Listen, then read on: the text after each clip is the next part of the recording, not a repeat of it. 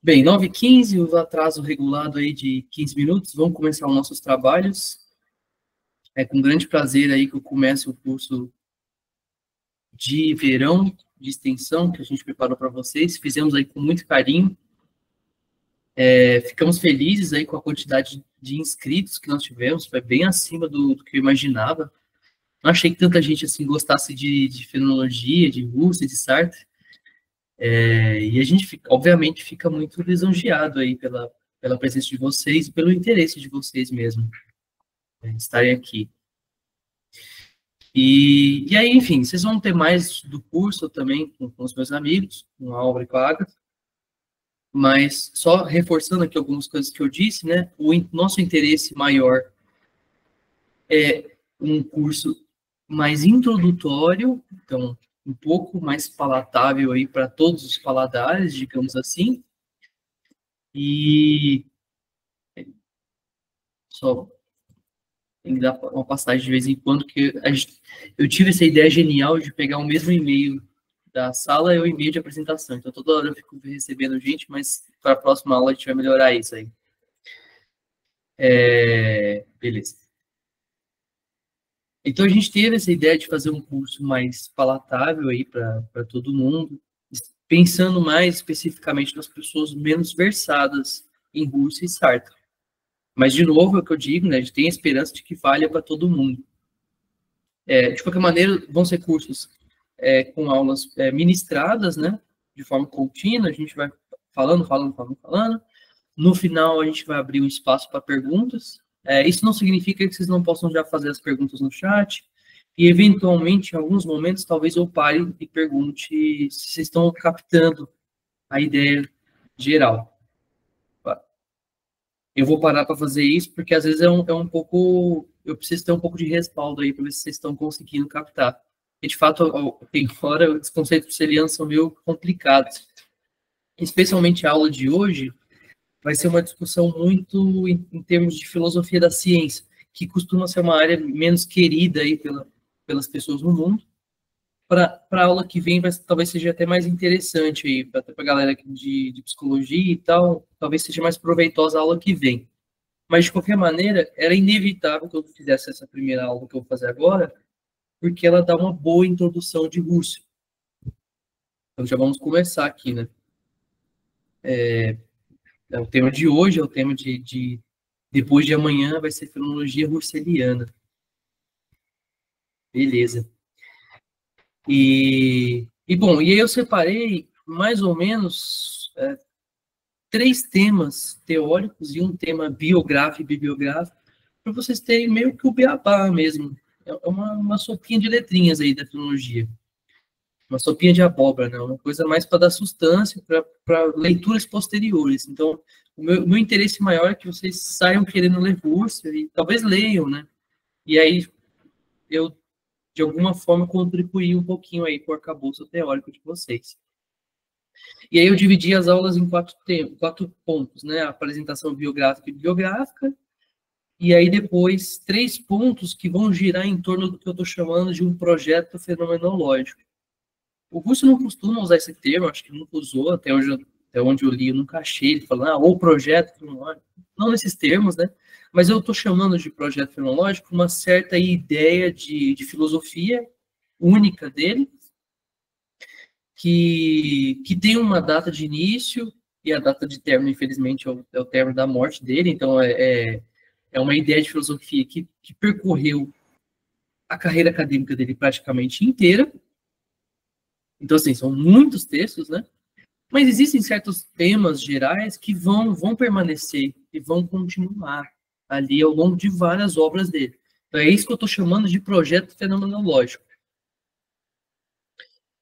E aí eu trouxe 3 pontos iniciais para a gente entender um pouco do que seria os motivos pelos quais ele se interessou em fazer fenomenologia. Os motivos pelos quais ele se deu o trabalho de parar a vida dele e falar, não, eu preciso escrever esses textos aqui. Enfim, você sabe, né? Quase ninguém, ou talvez ninguém em filosofia faz as coisas porque simplesmente está sem nada para fazer, né?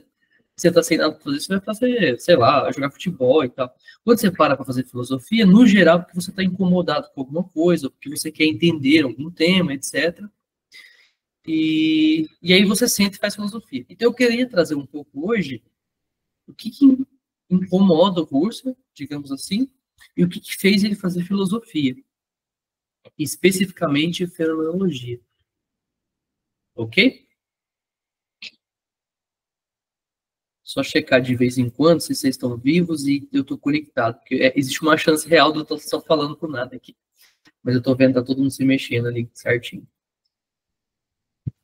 Beleza, então vamos começar do mais básico de tudo. Quem é Husserl? Husserl é esse rapaz aí que está aí no canto da tela, eu coloquei uma foto dele. Tem essas feições aí não muito bem simpáticas. E, bom, ele é um filósofo alemão do século XX. Esse é o primeiro ponto. A origem dos trabalhos dele não é no século XX, no século XIX. Ele começa com textos de 1891, se não me engano. Então, é óbvio que ele começou no século XIX. Mas a gente fala que ele é um filósofo do século XX porque, primeiro, a maior parte do seu trabalho é no século XX, e assim, ele todo é o século XX. As questões que ele trabalha, as pessoas com quem ele discute, ele é claramente uma figura do século XX. Inclusive os problemas que ele lidou, né, com a Segunda Guerra Mundial, a perseguição, etc., são todas questões muito preementes no século XX. E ele é considerado o pai da fenomenologia. A gente ainda não vai falar exatamente o que é isso, né? Mas para quem já ouviu esse nome aí por aí, ele é tido como pai. Tem discussões, né? Talvez se ele é o pai, talvez o Brentano seja o avô e por aí vai. Mas ele talvez seja o primeiro aí do século XX que falou: não, eu vou fazer uma coisa chamada da fenomenologia. Aí tem uma discussão, abre-se um parênteses aqui, né? Tem uma discussão o que é essa fenomenologia, se ela é uma escola, se ela é uma corrente. Eu não vou entrar nisso aqui. Mas, independente se ela é uma escola, uma corrente, ou seja lá o que for, ele é mais ou menos considerado o pai. Eu particularmente, não acho que é uma escola, porque não existe um grau tão grande de afinidade entre seus autores.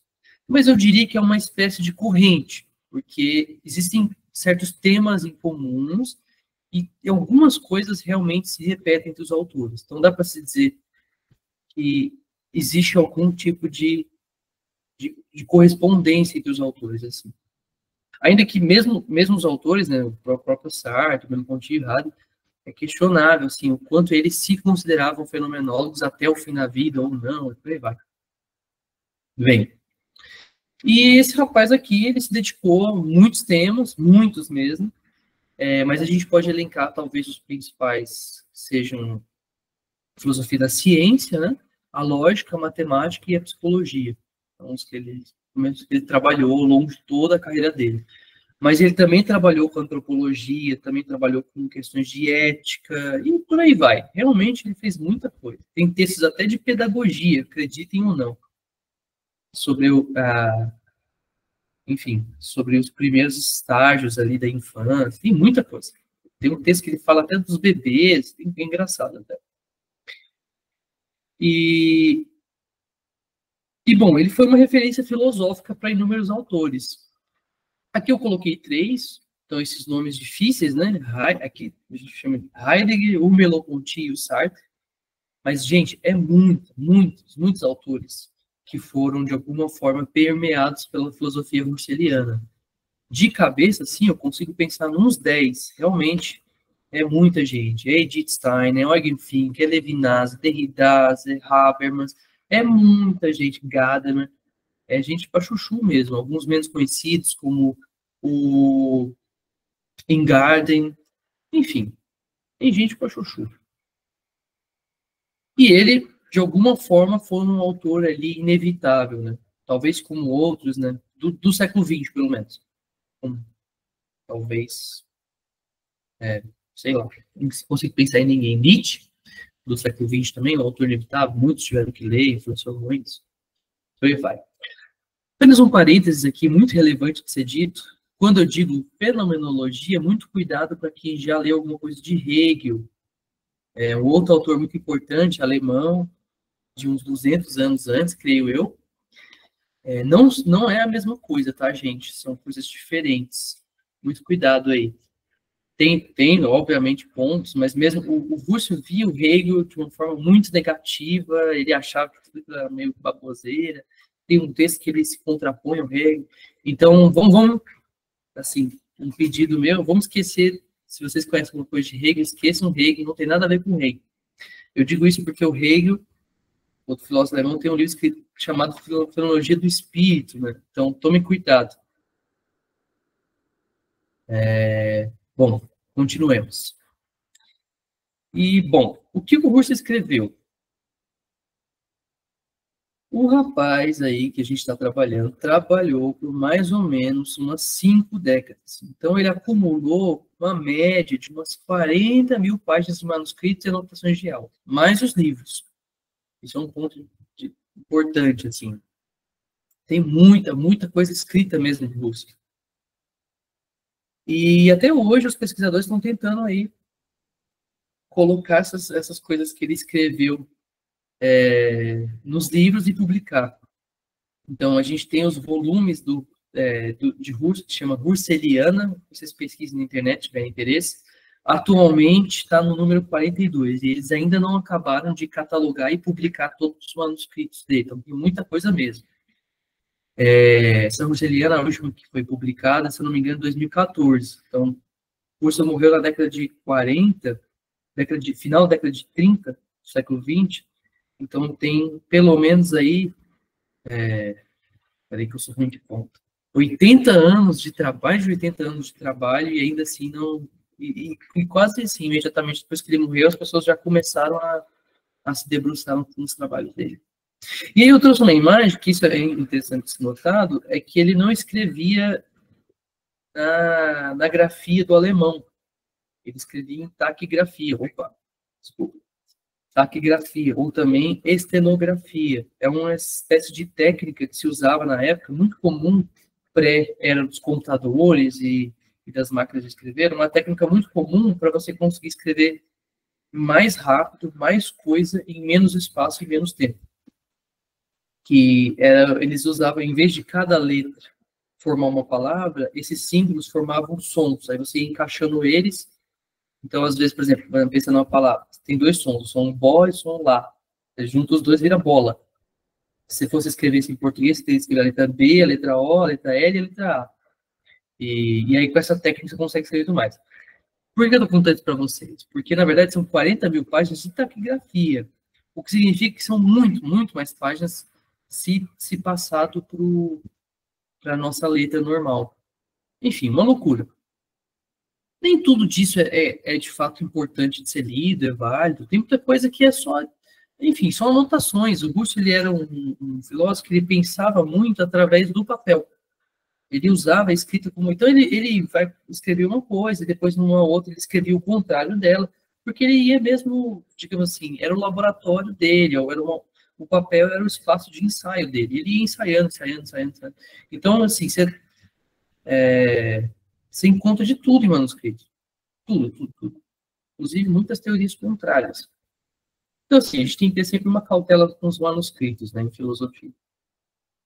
De qualquer modo, o que interessa para a gente é que ele foi um filósofo aí muito trabalhador, muito profícuo. Certo.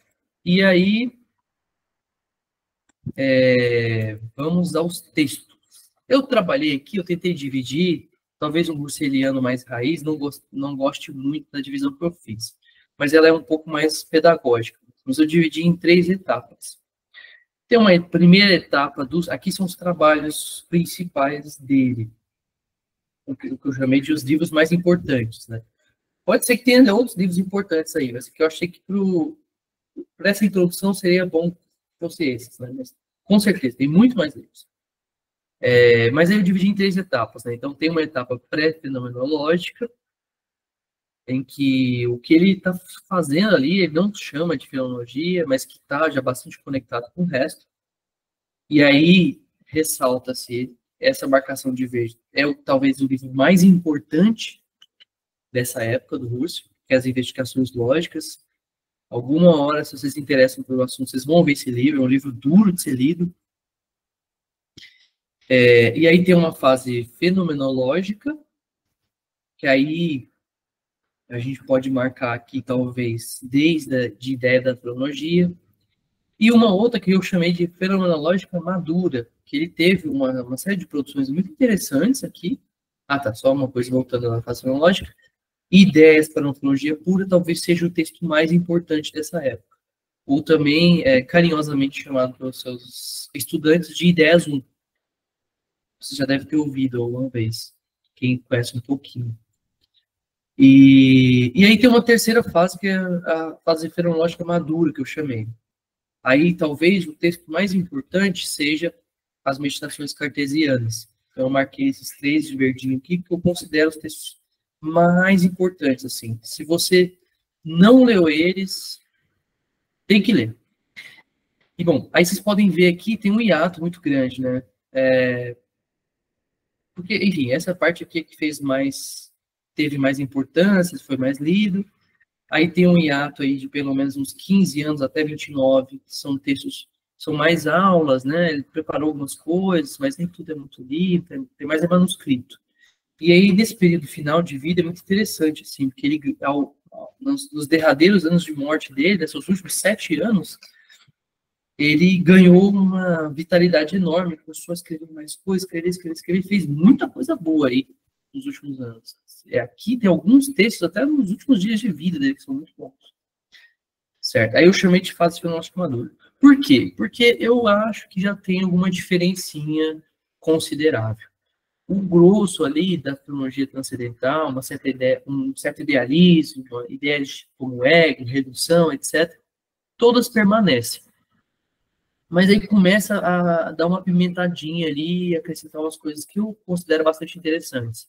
Porque aí entra com força temas como o método genético, a questão da passividade, são todas coisas que ele já até pensou alguma coisa antes, mas que começa a ganhar uma força muito grande aqui.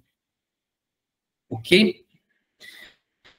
E um outro tema, que é o meu tema de pesquisa, entra também a questão da intersubjetividade, o tema da história, são todos esses temas que ele deixou meio de lado, mas que acabaram ganhando um destaque final assim, nos últimos anos de vida dele.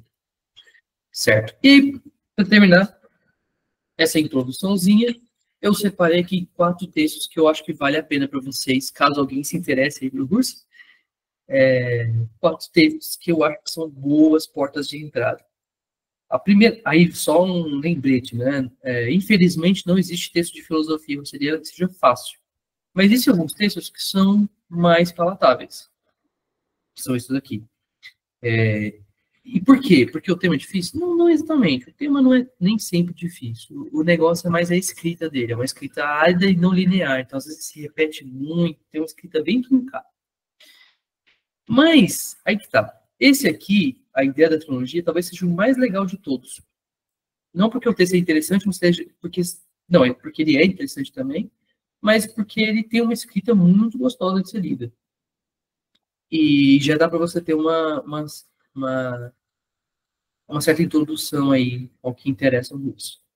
Aí eu também recomendaria esse aqui, Filosofia como Ciência de Rigor. É um bom texto, nós trabalhamos ele no semestre passado de FEM, mas infelizmente ele só tem uma tradução em inglês. Então, tem uma tradução em espanhol também, mas essa eu não vi. Quer dizer, eu vi a tradução, mas não li dela, né? Então, não sei avaliar se ela é boa. Mas dizem que é. As Meditações Cartesianas, que é justamente o texto que eu trabalho. E aí, é só uma questão, eu recomendo que vocês parem no parágrafo 11. Quem for um investigador aí, com uma alma aventureira, continua. Mas eu acho que até o parágrafo 11, o texto é bem mais tragável. A partir do parágrafo 12, a coisa fica meio maluca, de difícil de ser entendido. E esse artigo aqui, que é Fenomenologia e Antropologia, foi traduzido por os colegas de trabalho nosso, que eu me recordo, pelo menos, a Ana Luísa Colli, mas também tem mais gente envolvida nessa tradução. Tá aí, dá pra vocês acharem na internet. Esses 3 eu coloquei no Drive, tá, gente? Caso aí vocês queiram ler.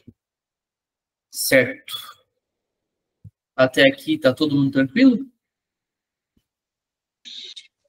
A gente teve algumas perguntinhas no chat até então que tem um pouco a ver com o que você está comentando, indicação de leitura, questões sobre a Rosseliana. O que você acha, Sael? Quer dar uma passadela de olhos agora? Vamos, com certeza.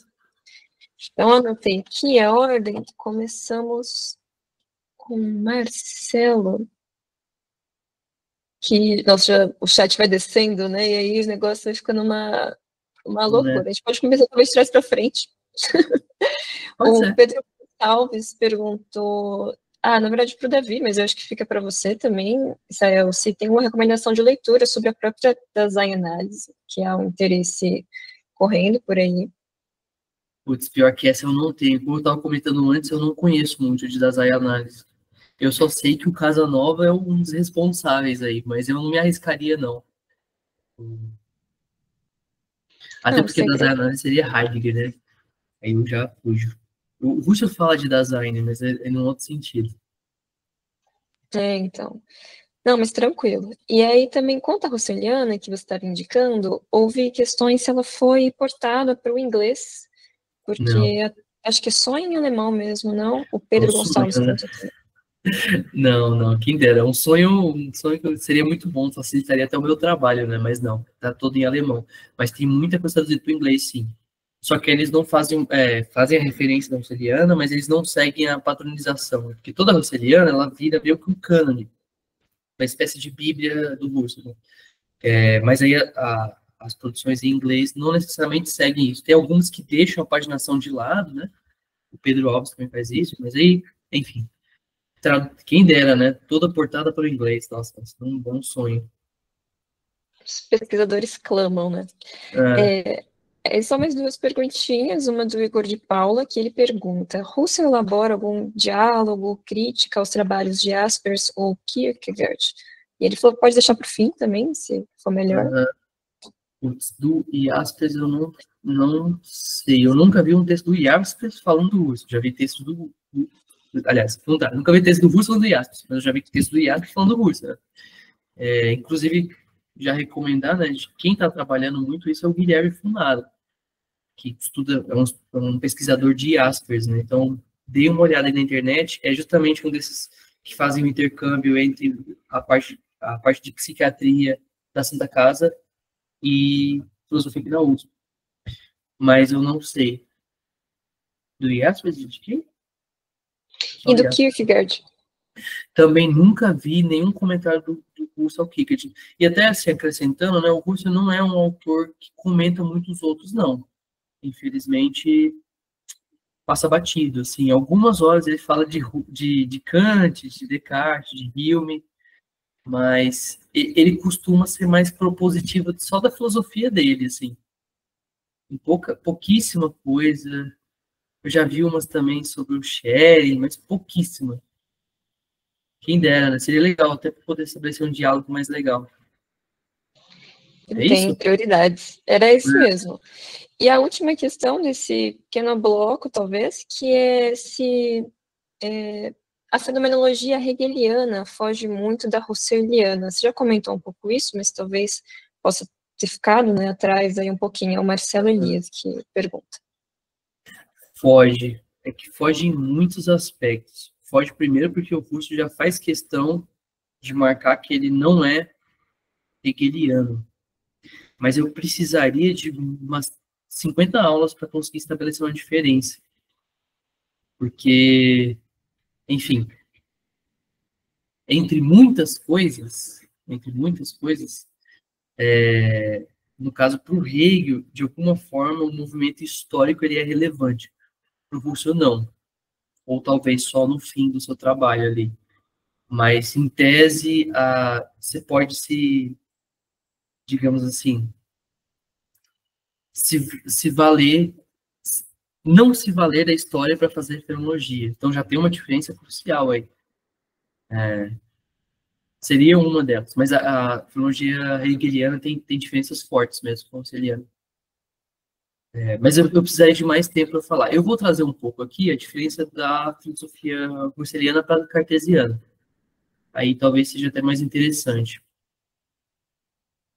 Mas tem de trabalhos que tentam estabelecer comunicações. Assim. É que eu não me recordo de nenhum aqui agora. Tem o do Gadamer, que é um livro que se chama Hegel, Heidegger e Husserl. Dá uma olhada de quem é. É alguém que fez, né? Ou é Hegel, Husserl e Heidegger. De quem é esse livro? É do Gadamer mesmo, é. Então tem gente que faz. Mas, enfim. Eu só vi que tem nos comentários alguém falou que o Dan Zahavi é muito bom, de fato. Ele escreve muito bem. Infelizmente, a gente está faltando ainda comentadores brasileiros, né? Mas eu já aproveito para recomendar o livro aqui do nosso colega pesquisador, o Daniel Peluso, tem uma introdução, se chama 10 lições para a Rússia. Vejo, eu ainda não li, mas pelo menos eu conheço a pessoa e recomendadíssimo. Bom, continuemos, senão a gente não vai terminar isso aqui nunca. Vamos lá. Obrigado, David. Bom, então, o meu interesse é justamente apresentar um pouco o que seria um diagnóstico de época. Por quê? Porque me parece que esse diagnóstico de época, ele explica muito dos interesses husserlianos, de um certo motor inicial da sua filosofia. E aí, não são, tem vários textos que você consegue captar isso. Abre um parênteses que eu acabei esquecendo de comentar. As minhas aulas vão ser majoritariamente baseadas no texto das meditações. Só voltar aqui para vocês verem. É esse aqui. Obviamente que eu vou pegar coisas de outros, mas é aqui que eu estou me servindo. Bebendo principalmente nessa fonte. E aí, continuando então, fecha parênteses. Esse diagnóstico de época, ele está muito, muito, muito bem explícito ali nas meditações cartesianas, que é um dos livros dele, né? Mas você consegue achar, assim, referências em outros trabalhos. Por exemplo, em filosofia primeira, 1 e 2, tem muita discussão, e Crises, o texto da Crises. Bom, o que interessa é que o Husserl tem uma espécie de diagnóstico de época pessimista, especialmente no que tange às ciências. Não tanto em questões políticas, né? Poderia ser também um diagnóstico. No fim da vida ele começa também a falar de política, né? Mas vamos focar aqui principalmente na ciência. Ele tem um diagnóstico de época relativamente pessimista em relação às ciências. Ele acha que existe um descompasso entre os resultados e a falta de um fundamento científico. Aí, mais ou menos, o que ele nota é que as ciências, ao longo dos últimos séculos, avançaram muito na produção do seu conhecimento, de tecnologias e da explicação de determinados fenômenos particulares. E isso eu acho que quase ninguém que estiver na live vai discordar do curso. Eu acho que a ciência, de fato, avançou muito, né? É difícil não admitir isso, né? Eu trouxe aqui alguns exemplos que eu acho que nem tinha na época do curso, mas naquela época já tinha muita coisa avançada, um telescópio espacial, computador quântico, acelerador de partículas, e na própria explicação do mundo mesmo. A ciência avançou. Mas, para o Husserl, não está bom. Não está bom por quê? Porque, apesar da ciência ter avançado, o Husserl vê que existe um certo problema de princípio, um problema de fundamento nesse conhecimento. Então, de fato, a ciência está fazendo coisas muito interessantes, mas tem alguma coisa no princípio da investigação científica que está faltando aí, ou está sobrando, não sei ainda. Enfim, o que está faltando para o Husserl é um fundamento seguro. Essas ciências estão trabalhando, as ciências já estão trabalhando a partir de um determinado fundamento, que a gente vai trazer mais para frente. Mas ele vê e fala, putz, esse fundamento que a ciência está trabalhando, não sei se é bem exatamente seguro, não sei se é exatamente científico no final das contas. Por quê? Porque apesar do cientista explicar muito bem as questões particulares, coloquei entre parênteses aqui como fatos científicos, as ciências, segundo Russell, se tornaram incapazes de explicar a origem do seu conhecimento e os motivos pelos quais eles são um conhecimento verdadeiro. Por exemplo, aí eu trouxe aqui, o cientista saberia calcular a velocidade da luz, mas ele não saberia dizer se esse conhecimento que ele tem acerca da velocidade da luz é um conhecimento de origem inata, sensível ou meramente psicológica. Vamos saber. Russell chega a dizer que o cientista se tornou incapaz de refletir até sobre as questões acerca do sentido ou ausência de sentido de toda a existência humana. Ou seja, é muito crítico, no final das contas, o olhar que o Russell tem para o cientista. Trocando em miúdos, ele está dizendo mais ou menos o seguinte, olha, o cientista, quando ele vai fazer ciência, ele senta ali no laboratório dele e ele não está nem aí qual é a origem do conhecimento dele, se as coisas existem. Ele fala, não, eu vou estudar e eu vou descrever como a luz funciona, por exemplo, um caso. E acabou. Ah, mas e se alguém perguntar, você fala assim, mas você tem certeza que a luz existe? Ele fala, não sei.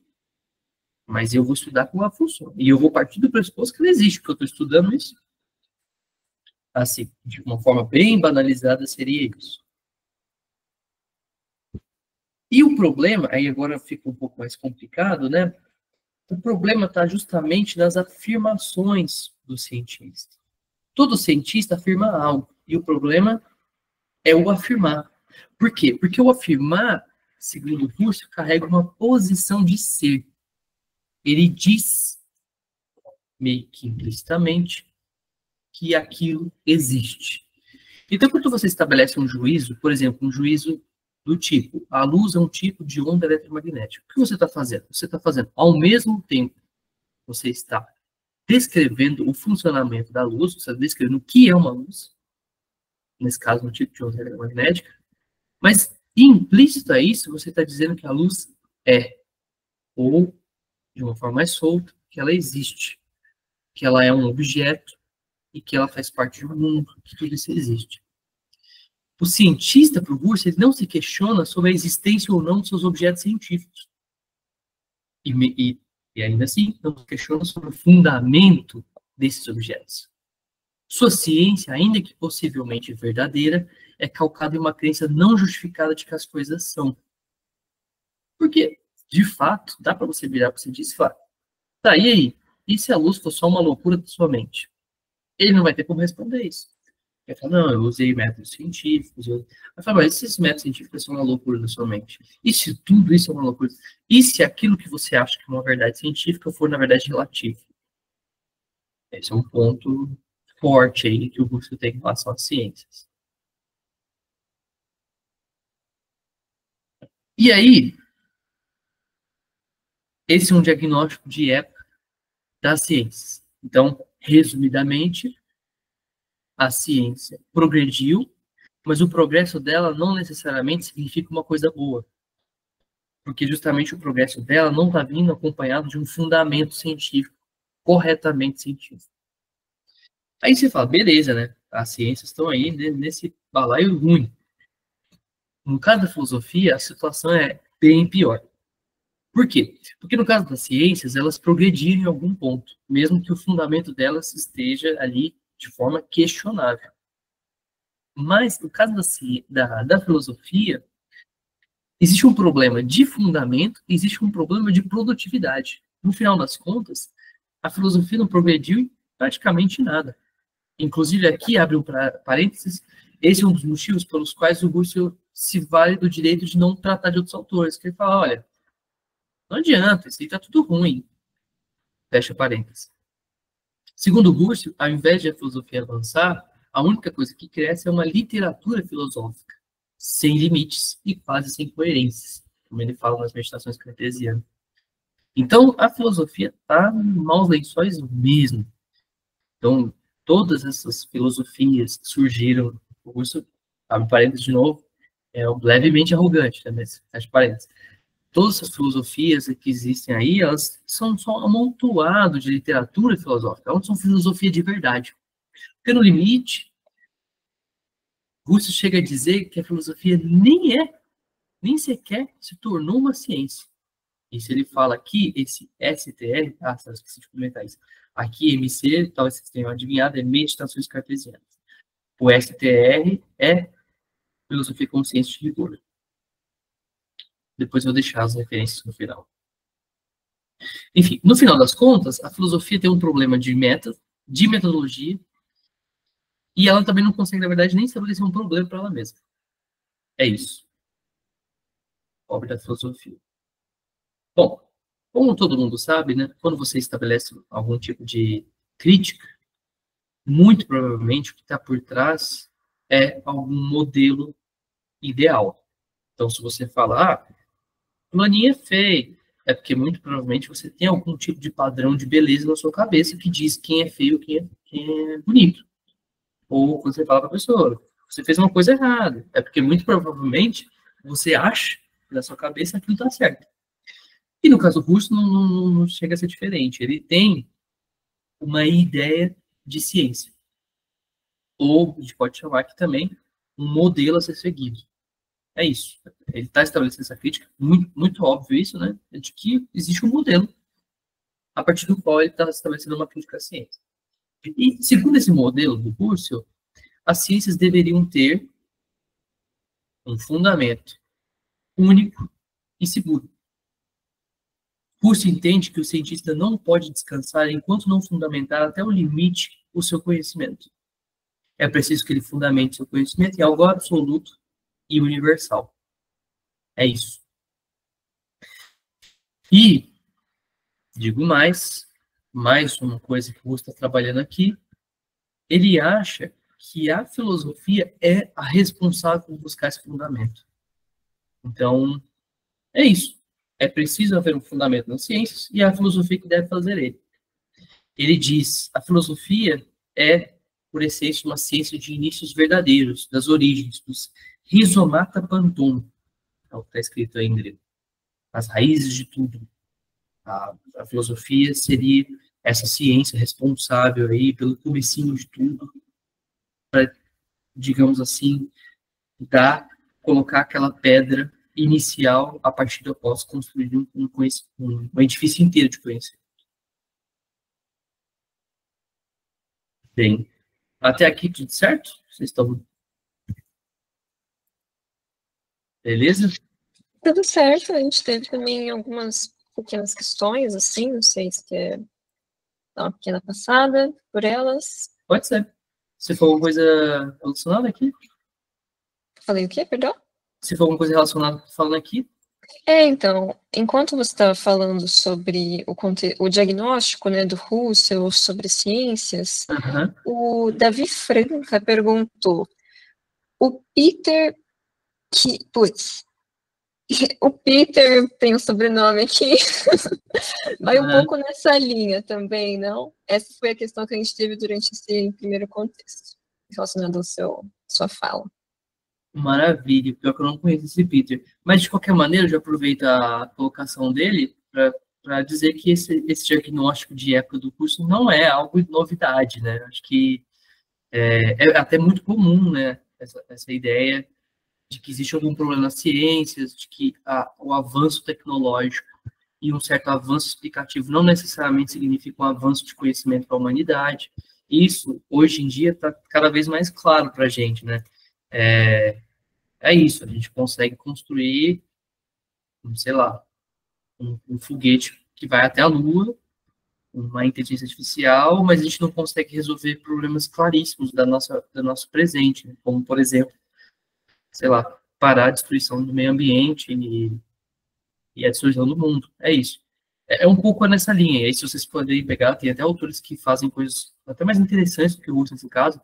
O que eu mais gosto é a Hannah Arendt, é o trabalho dela, que é também um diagnóstico de época pessimista sobre a ciência. E o que ela diz, mais forte até do que o Russo, é que o cientista não sabe pensar. É muito forte. Bom, de qualquer maneira, vamos continuar. E aí, bem, feito esse diagnóstico de época, estabelecido um certo modelo de ciência, o Russo propõe 2 etapas de solução desse problema. Porque, assim, Seria muito fácil ele só criticar, ele vai ter que propor uma solução para isso também. Aí depois fica a cargo de vocês se vocês concordam ou não com a solução dele. De qualquer maneira, o que ele propõe é o seguinte: a gente precisa de pelo menos duas coisas para resolver esse problema da ciência e de quebra da filosofia também. E, no final das contas, é um problema mais da filosofia que da ciência. A primeira coisa é a gente precisa de limpar o terreno. Então ele propõe uma etapa crítica, vamos chamar aqui de limpeza de terreno, de fato, aí você vai construir uma casa, tem que aplainar e limpar tudo antes, né?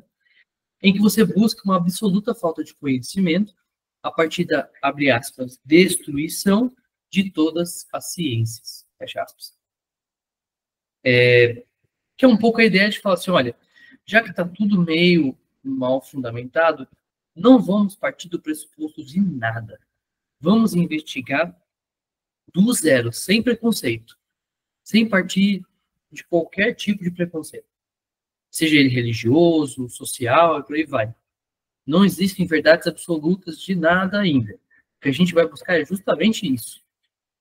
E uma etapa construtiva, que é uma etapa de fundamentação. Então, já que o problema da ciência é a falta de fundamento, ele vai propor um fundamento. É isso, ele vai tentar encontrar alguma coisa. Eu ia falar, ele vai conseguir, né? Isso fica a critério de você se convence ou não. Mas ele vai tentar encontrar alguma coisa que seja esse fundamento seguro e universal. É isso, essa verdade duvidável.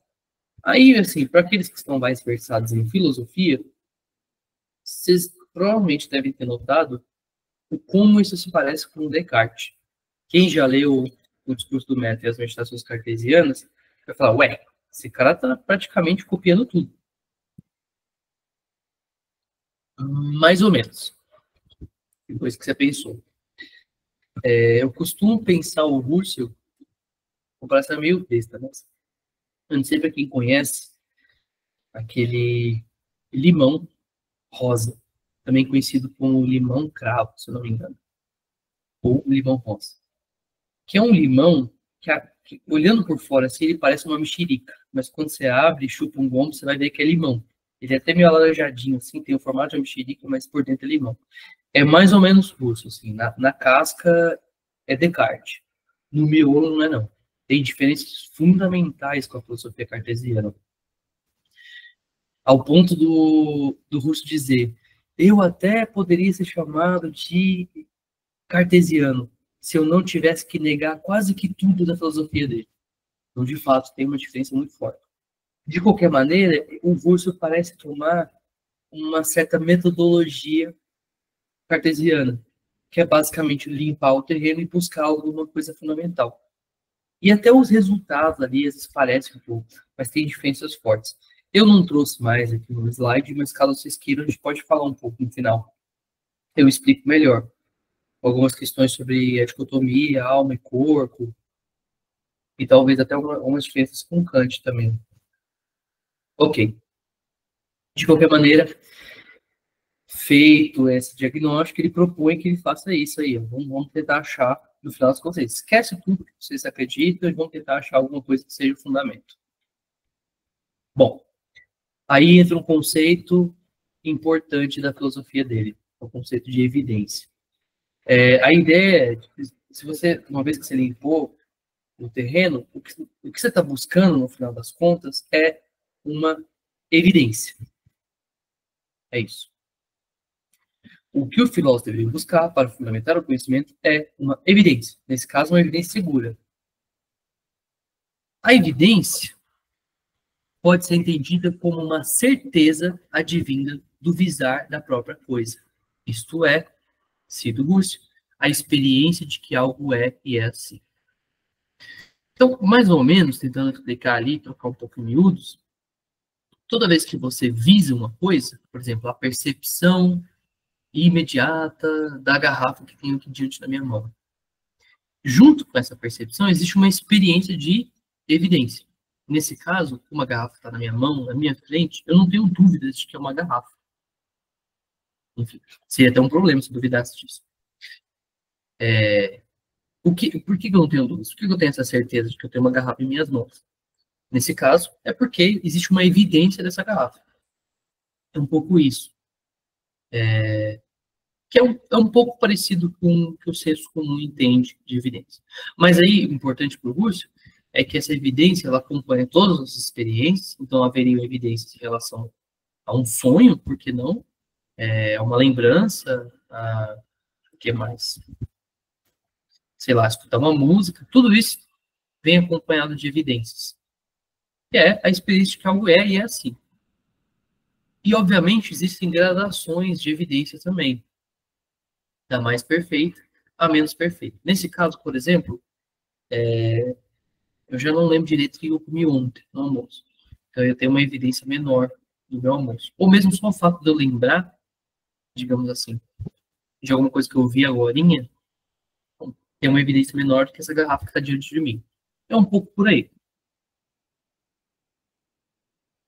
A ideia é que se você tem gradações de evidência, você vai dizer, então, haveria a possibilidade de haver níveis máximos e níveis mínimos de perfeição dessa evidência. Fácil de pensar isso, né? Se você tem uma evidência de uma coisa e uma evidência menor de outra, a gente consegue imaginar que haveria alguma coisa que seria uma evidência perfeita, que é o que ele chama de evidência adequada. Aqui só um parênteses, né? Esse conceito está mais nas meditações, antes não está tanto. Quer dizer, o conceito de evidência adequada não, está nas meditações. Mas a diferença que ele vai ter com a próxima evidência que eu vou falar, não. Então, tem as pequenas diferencinhas de texto. Isso é uma coisa mais das meditações cartesianas. De qualquer maneira, o resultado final vai ser mais ou menos parecido. Continuando, fecha parênteses. Então, se as nossas experiências têm evidências, haveria a possibilidade de ter uma evidência perfeita. E eles chamam isso de evidência adequada. Infelizmente, então, alguém poderia falar, então é essa evidência perfeita que o Russell está buscando como fundamento da filosofia e das ciências? Não. Por quê? Porque, infelizmente, a gente nem sabe se é possível uma evidência adequada. O Russell fala nessas palavras, é uma questão se isso pode existir. Em outras palavras, não existe. Ou, só não vou afirmar que não existe, mas no final das contas não existe. Por quê? Aí entra numa questão bastante complicada de filologia, mas que eu vou tentar resumir em 5 palavras, que é uma certa ideia que o Russell tem de que toda a sua relação com os objetos é uma relação fragmentada, que você tem um acesso ao objeto sempre em perfil. Resumidamente, por exemplo, essa garrafa aqui, prateada que tem na minha mão. Toda vez que eu olho para a garrafa, o que eu vejo é o perfil dessa garrafa. Eu não vejo, infelizmente, não tenho um olho redondo que passa pelo outro lado assim, eu não consigo ver a parte de trás dessa garrafa. No caso, vocês estão vendo a parte de trás, mas vocês não estão vendo a parte da frente. Eu não consigo acessar todos os perfis dessa garrafa. Então, se eu olhar aqui de frente, eu vou perder a parte de trás. Se eu olhar embaixo, eu vou perder a parte de cima. Se eu olhar em cima, eu vou perder... E ainda tem a parte de dentro.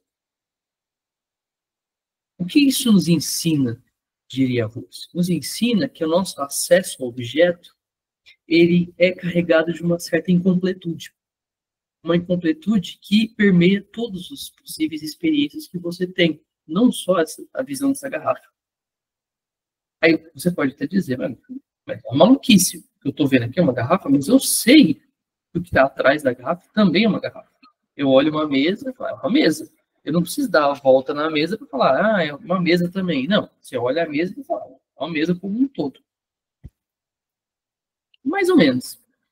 Nada garante, e de fato, nada garante de que aquilo que você está vendo não seja outra coisa, a depender do ângulo que você olha. Então, é clássico, né? A gente pode pensar nos casos mais difusos, né? Você está ali no seu quarto, aí você passa assim, assusta. Você viu um homem no escuro.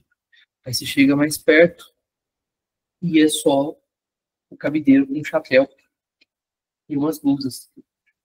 Naquele caso ali, o que aconteceu é que você não teve o acesso completo àquele objeto, você viu apenas uma forma difusa de nos seus perfis e você não tinha como acessar ele completamente.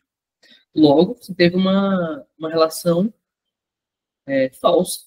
O objeto não é um homem, é um cabideiro, por exemplo.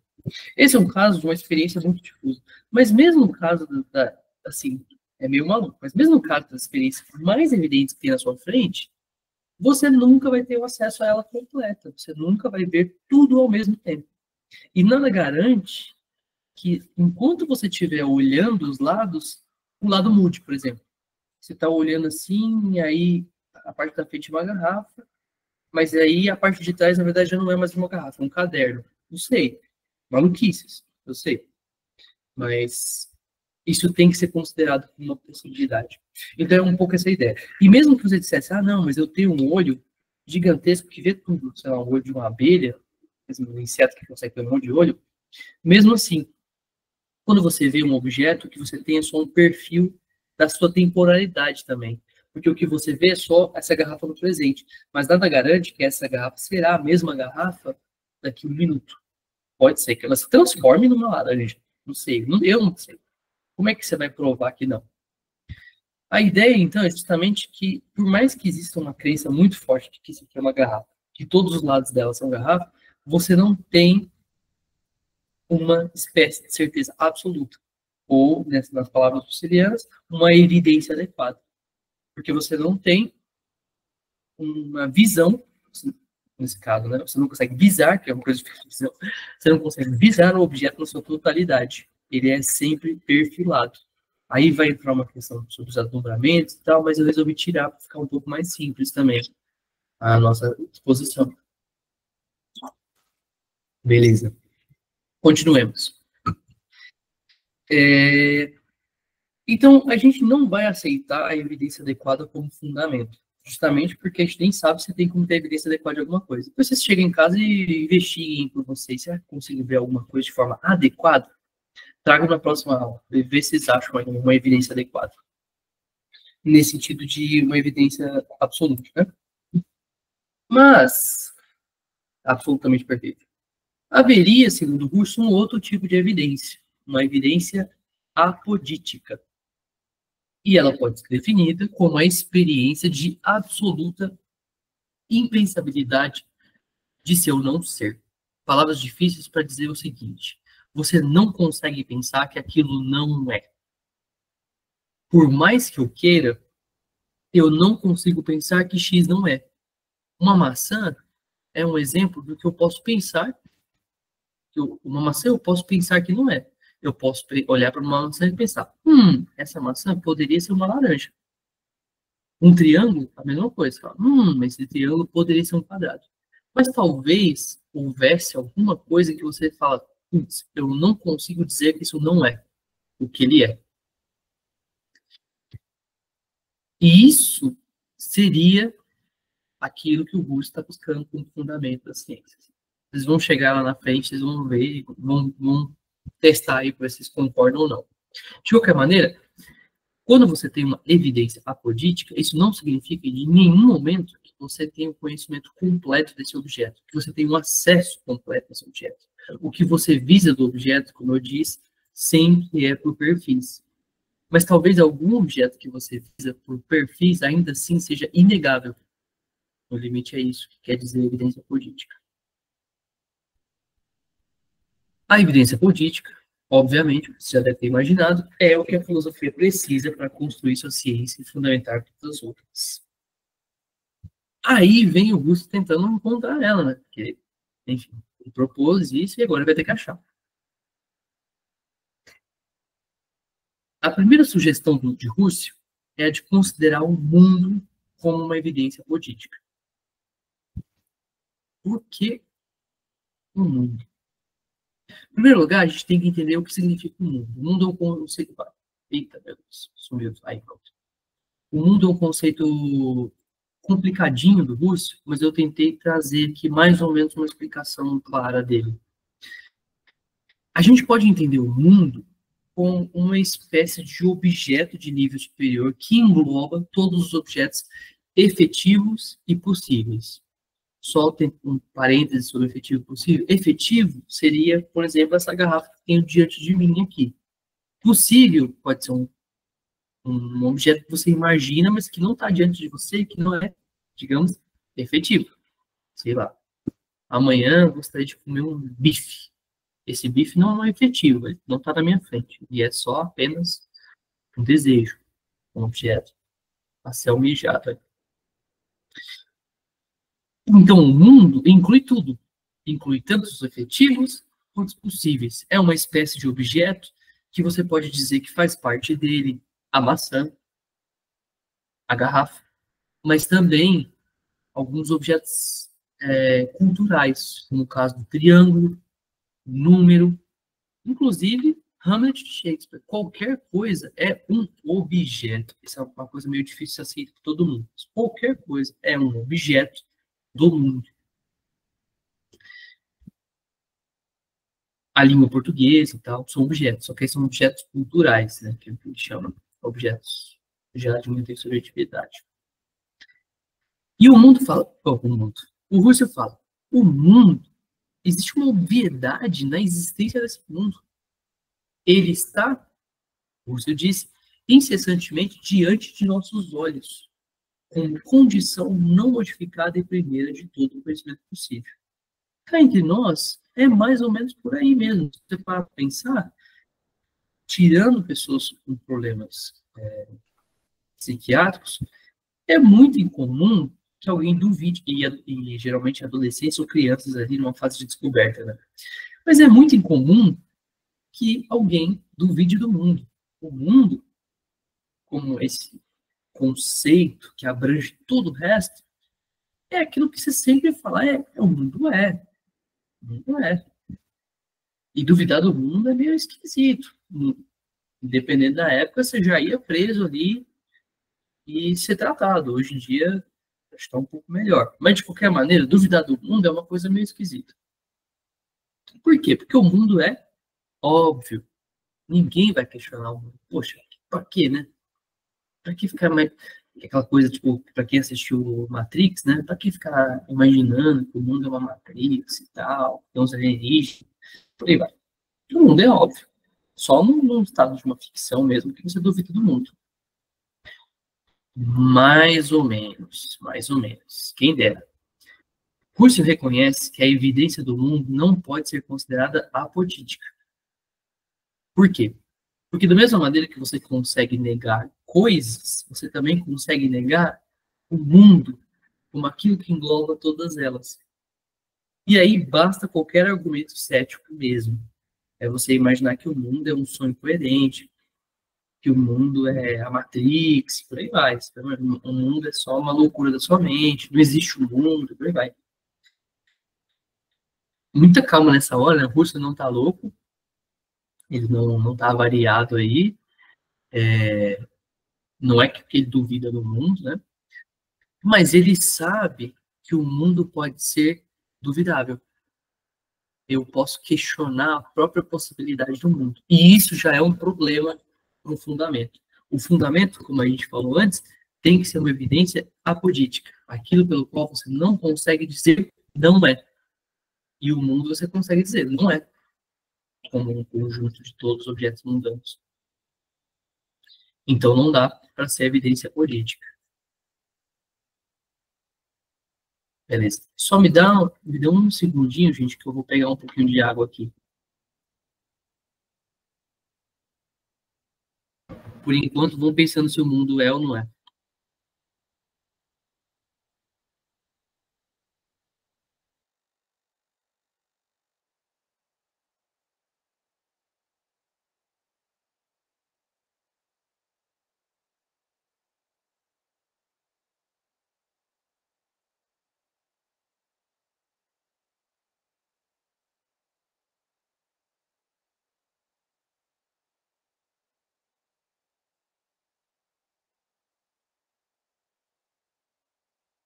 Maravilha, voltamos. Espero que todo mundo tenha chegado aí às mesmas.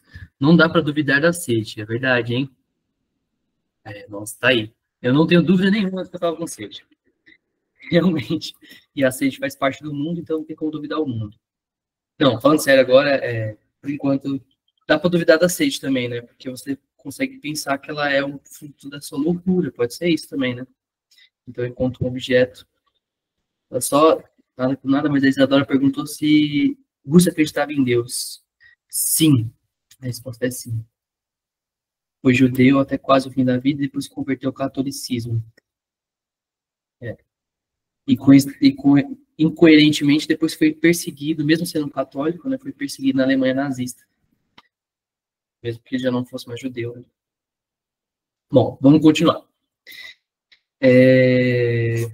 Então, o mundo não pode, infelizmente, ser considerado uma evidência política. Justamente porque você pode, malucamente, mas você pode dizer o mundo não é, o mundo é um sonho coerente, o mundo é isso e aquilo.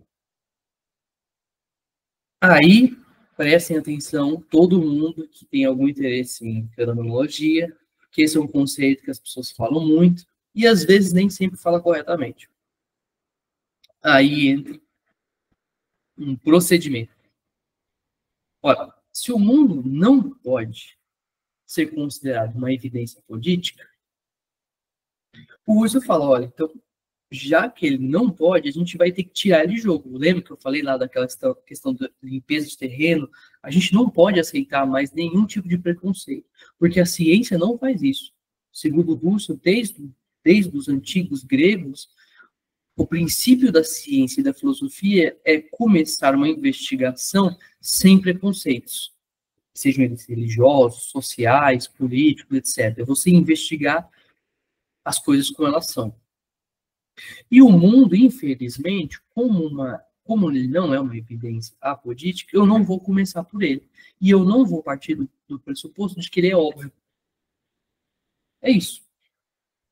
E aí ele propõe, se o mundo não pode ser uma certeza de ser buscável, então devemos tirá-lo da investigação. O curso propõe um procedimento que suspenda a validade de ser do mundo e de seus objetos. Validade de ser é um conceito husserliano muito importante.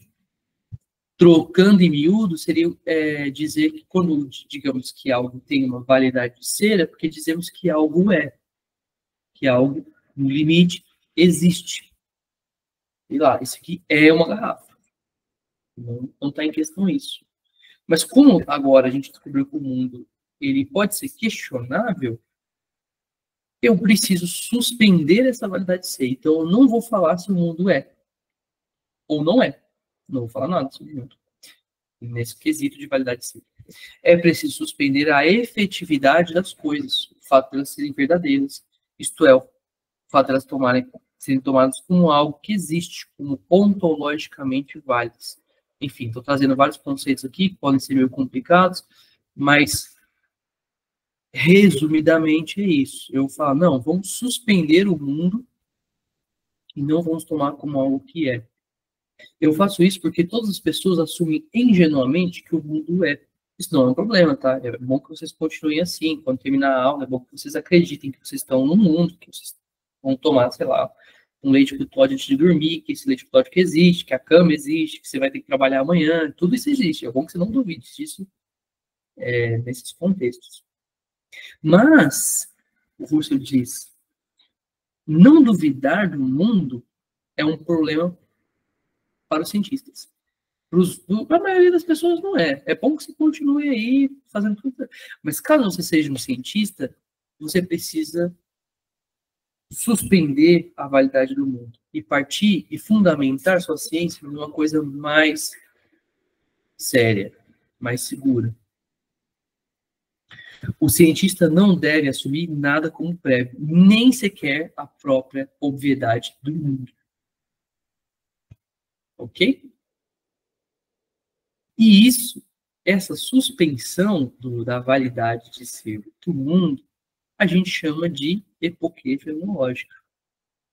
Ou também redução fenomenológica. As duas coisas têm uma pequena diferença, mas para que a gente pode tratá-las como iguais. Beleza. Epoquê. Trata-se de um universal por fora de validade, inibir por fora de jogo todas as tomadas de posição perante o mundo objetivo predado. E assim, desde logo, as tomadas de posição de ser, as tomadas de posição a respeito de ser, da aparência, de ser do modo possível, suposto, ser provável, semelhante. A epoquê é o procedimento universal que, de uma só vez, suspende toda a validade ontológica da experiência efetiva e possível. As coisas que acreditamos firmemente que existem, assim como as que duvidamos, perdem sua validade de ser. Eu sei que Então, os conceitos meio complicadinhos, mas eu vou tentar facilitar o máximo que eu der. No limite, se nada foi fácil aqui, pensa que é uma suspensão se o mundo é ou não é. No limite, você não faz mais essa pergunta. Então, não é que o mundo não existe. É que eu não vou falar sobre a existência do mundo.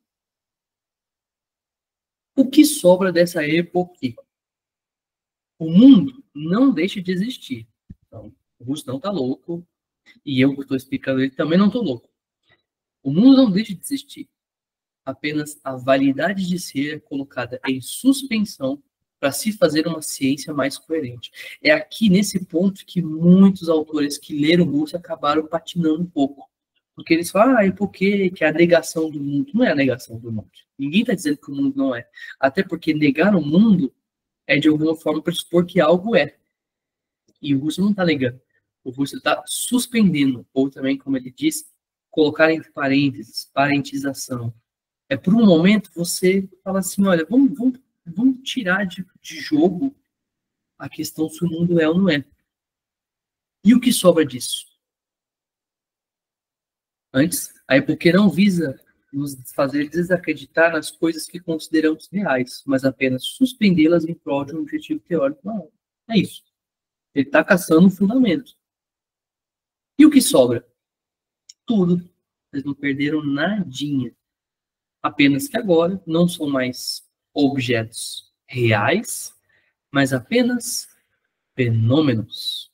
Aquilo que aparece. Aí alguém já começa a perceber o porquê que chama fenomenologia, né? O mundo experienciado nesta vida que reflete, permanece com isso. Aqui foto aspas. Isso aqui é tudo uma citação. O mundo experienciado nesta vida que reflete, permanece com isso. Aí, para mim, como um mundo experienciado. Então, uma vez que você tira de jogo o fato se o mundo é ou não é, se as coisas são ou não são, você ainda tem o mundo, mas agora enquanto não aparecer, enquanto fenômeno. É só isso. Mentira, é muito mais. Mas, por enquanto, é só isso. Até aqui, vocês conseguiram aguentar? Tem dúvidas? Tem mais um tópicozinho, a gente termina. Eu vou tentar terminar ele em 5 minutos. É só para saber. Há dúvidas. Algumas pequenas dúvidas aqui no chat durante esse momento. A primeira aqui que eu anotei é a do Arthur Farias. Poderiam pixelar o sentido de adumbramentos? Ainda não encontrei nos textos, vinha tomando como o mesmo que os perfis da percepção. Sim, perfeito. Tá, eu vou... Essa dúvida só não me deixa esquecer... Quem falou? Foi o Arthur. O Arthur Farias, que está no grupo de fenomenologia, inclusive. Né? Tá. Perfeito. Não, eu falo sobre adumbramentos ao final da aula, só porque isso foge um pouquinho mais da parte central. Mas eu acho que eu vi uma dúvida aqui que me interessou, que a validade de ser é o mesmo que validade ontológica. É só porque vamos tentar focar um pouquinho aqui nesse finalzinho, mas a parte dos adumbramentos é bem relevante. É só porque não para o que eu estou falando aqui agora. Só que também mas aqui vai ser um parênteses muito grande. Eu só vou pegar essa dúvida, que essa dúvida já ajuda um pouco. Validade de ser é o mesmo que validade ontológica? Aqui nesse contexto, sim, isso. São palavrões, né? Para quem não é da filosofia, o que é ontologia, o que é ser? Aqui tentem pensar sempre em termos de aquilo que é, ou existência, né? Isso existe. É você apontar para uma coisa, por isso que se chama posição, né? Porque de fato é isso, você apontar para uma coisa e falar, isto é. A é B. Coisa desse tipo. Quando você faz isso, que é uma atitude bastante comum, que a gente faz o dia inteiro, fulano é isso, fulano é aquilo, isso é aquilo, isso é aquilo. Essa atitude, que é muito cara aí para a filosofia, pelo menos desde os gregos, mas muito antes, essa atitude, que é muito comum, ela é carregada de uma série de coisas. No caso aqui, trabalhando em termos cursilianos, né, ela é carregada de uma validade de ser. Quando eu digo que as coisas são. Isso é. Mas aí resta saber o que é ser. O que é. Afinal das contas, né? Aqui sim. Vaidade ontológica e vaidade de ser vão pensar nas mesmas coisas. Beleza, continuando.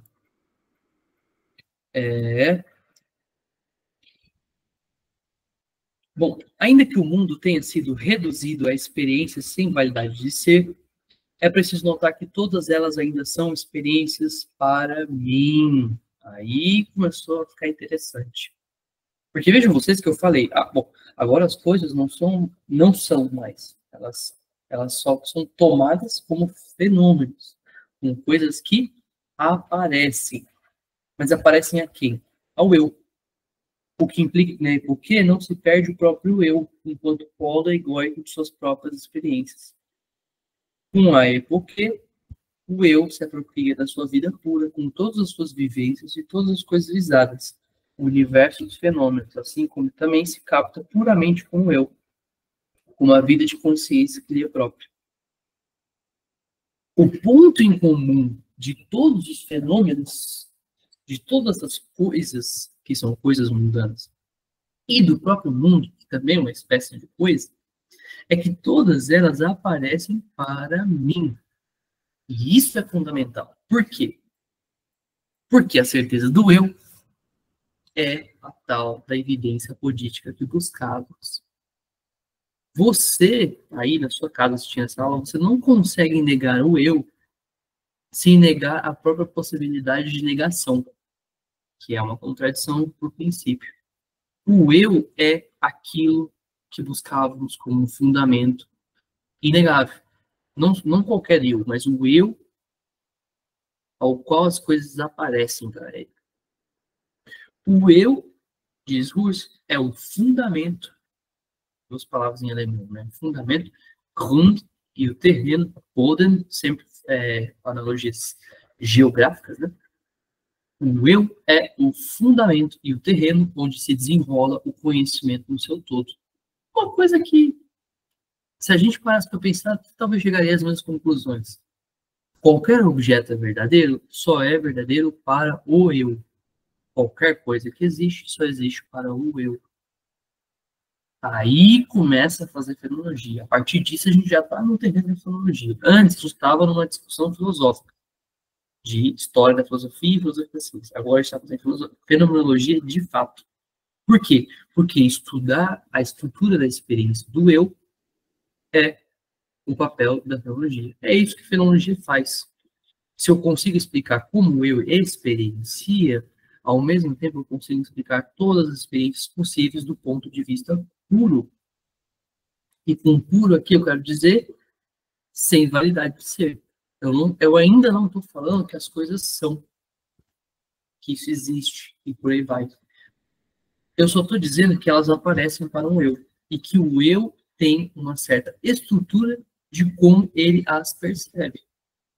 É isso, tem certas regras, porque as coisas não aparecem ao léu também, elas seguem um certo tipo de padrão, podemos falar assim.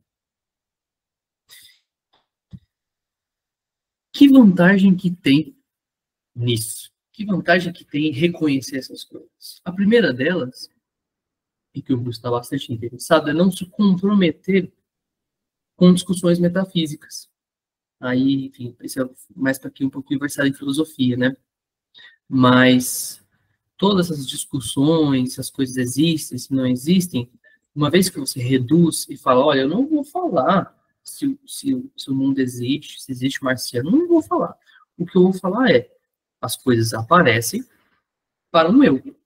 E existe um eu ao qual as coisas aparecem. Eu sei que é uma verdade, mas é assim mesmo.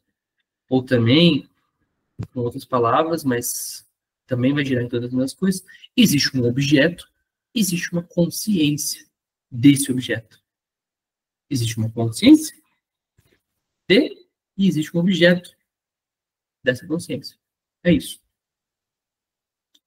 Não interessa saber se esse objeto existe e por aí vai. O que interessa saber é que, pelo menos, esse eu, ele é inegável. Ainda que, lembra que eu falei lá no da aula, que saber que o eu é inegável não significa conhecer tudo a respeito desse eu. Significa simplesmente dizer que, para ter experiência, é preciso haver um eu. Isso tem, Eu sei que o que eu estou falando aqui pode parecer uma obviedade, mas isso tem implicações filosóficas gigantescas. E dá para se fazer toda uma filosofia em cima disso, é o que o Russell faz. Implicações filosóficas muito interessantes, por sinal. Uma delas, um parênteses aqui, um bônus que é super legal, diferente, por exemplo, quem tem um pouco de experiência e conhece um pouquinho de Kant, geralmente as primeiras coisas que você vai aprender de Kant, qualquer manual de escola, Brasil Escola, você vai ver isso, é falar, o Kant separa os fenômenos e as coisas em si. Para o Russo, por exemplo, não tem essa separação, porque não existe uma questão de coisa em si, porque não existe nada na fenomenologia para além do fenômeno. Se você tentar ultrapassar o fenômeno, você está ultrapassando a fenomenologia. Então, você olha essa coisa que aparece para você e você fala, vamos estudar sobre isso. E alguém fala, mas essa coisa, ela é o quê? Ela é fruto da sua loucura? Ela é um marciano que plantou na sua cabeça a ideia? Não sei. Não sei mesmo, mas eu sei uma coisa. Essa coisa aparece para mim e eu consigo descrever as regras pelas quais essa coisa vai aparecer para mim. E isso é fazer fenomenologia. Então, essa ciência chama-se fenomenologia, pois ela estuda o mundo e seus objetos como coisas que aparecem. E ela se chama transcendental, aí é uma complicaçãozinha maior, pois ela estuda as estruturas universais do próprio aparecer ao vivo. A gente pula aqui, depois eu posso tentar trazer o porquê que se chama transcendental. Enfim, de qualquer maneira, aqui entendam transcendental como estruturas universais de toda experiência.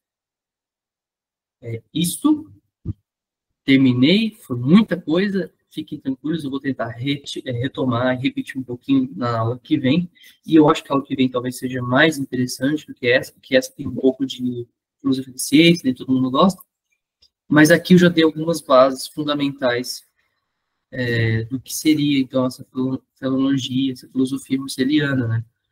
Esse interesse essa busca por um fundamento, essa concepção de que o eu seria esse fundamento para a filosofia e para as ciências, a noção de epoquê fenomenológica, que é uma coisa que sempre vem à tona, né? Tem gente até hoje trazendo a epoquê como uma espécie de tratamento psicológico e tal, mas aí eu não sei, são casos à parte, mas pelo menos aqui nesse contexto, epoquê quer dizer isso, essa suspensão de validade em vista de um propósito epistemológico no limite, né? E aí foram essas 3 obras que eu trouxe, as únicas que eu citei, não é essa, coloquei a crise aqui. Maravilha, deixa eu só encerrar aqui. A gente tem só uma coisa. Para a apresentação, antes de abrir possibilidade de perguntas, hoje, infelizmente, a gente acabou tardando um pouco aí na aula, mas é porque eu enrolei um pouco, fiquei gastando mais, mas eu espero na próxima aula terminar às 8 horas em ponto, que aí a gente tem um tempo maior. De qualquer maneira, a gente tem alguns minutinhos aí para poder conversar. Minha ideia, as aulas sempre acabam às 9 horas, né? E a gente tem pelo menos um espacinho aí de mais uns 27 minutos para conversar e responder a dúvidas. Israel, nosso chat tem... perdão, Álvaro, você ia falar, mas há questões aqui que ao longo da aula também foram sendo feitas, então acho que vai dar para aproveitar bastante esse tempinho que temos. E a primeira, eu acho que vou começar mais ou menos onde a gente parou, pode ser? Ou você prefere de baixo para cima? Tá. A do Pedro você já respondeu, né? Mas tinha ainda a pergunta, desculpa se eu vou falar errado o nome, mas é Takeru, que ele pergunta o seguinte: experiência de consciência alterada, seja por práticas meditativas ou substâncias que colocam a realidade do mundo em xeque, seriam interpretadas como, segundo essa concepção do Russell? O Russell não gastou muito tempo nisso, não. Eu acho que ele até não devia ter muitos amigos que alteravam sua própria consciência. O cara mais Caxias, né? Inclusive, abre parênteses, eu acho que vale a pena recomendar o trabalho do meu orientador, que é Fenomenologia de dos devaneios, né? Eu acho que lá ele trouxe um pouco mais essa discussão.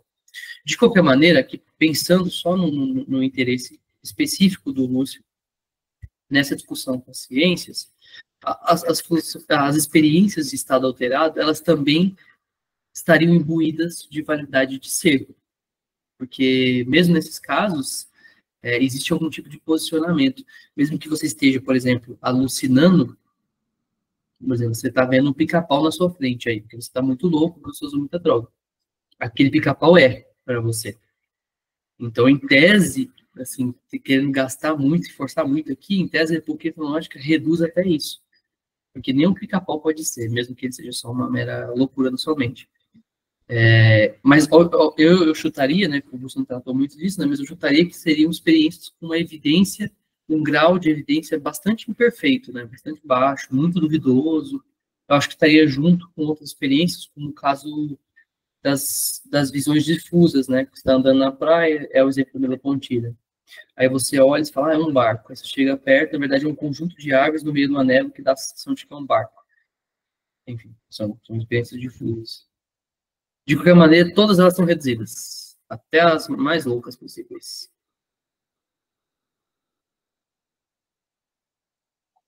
Bom, então, dando continuidade um pouco, né, as questões, pode ser, Israel? Quer comentar mais alguma coisa? Beleza, então. Tiveram alguns comentários, né, sempre essas dúvidas em relação a Descartes, Kant, mas eu acho que foram coisas que ocorreram ao longo da aula que você foi comentando, então talvez essas pessoas, se for alguma coisinha, acho que ainda dá para fazer uma pergunta mais específica, né, mas de pergunta específica mesmo, após essa, a gente teve do Matheus Amaral, que ele comenta o seguinte: eu percebi que o Russell usa bastante termos gregos, como epoquê, eidos. Ele acaba mantendo os sentidos originais ou ele faz algum deslocamento dos sentidos?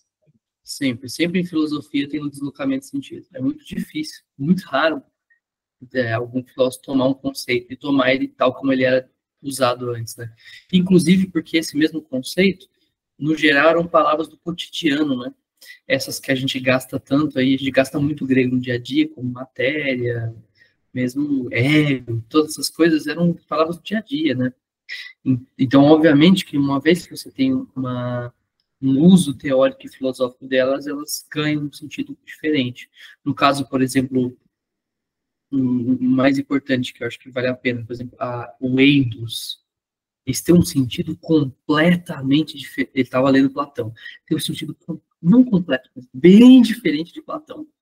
Com certeza, com certeza. Que ele está pensando por eidos, certo? Análise idética, intuição idética, enfim, são coisas muito diferentes de Platão, ainda que tenha semelhanças.